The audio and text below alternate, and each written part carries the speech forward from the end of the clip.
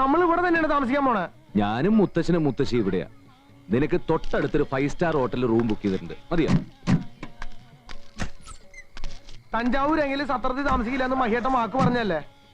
എന്നിട്ടിപ്പോ പകൽ അമ്പലത്തിൽ തൊഴാം, ഭജന ഇരിക്കാം, ബാക്കിയുള്ള സമയം ഒരു അല്പം എന്റർടൈൻമെന്റ്.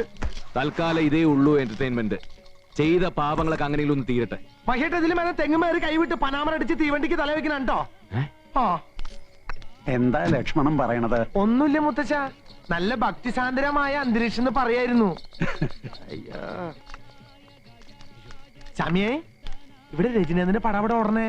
പറഞ്ഞ വഴിക്ക് പോസ്റ്റർ കണ്ടേ. എന്താ നോക്കി പേടിപ്പിക്കണേ? രജനീന്ദ്രൻ അത്ര വൃത്തിയായിട്ട മനുഷ്യൻ എനിക്ക് അറിയില്ലായിരുന്നു കേട്ടോ.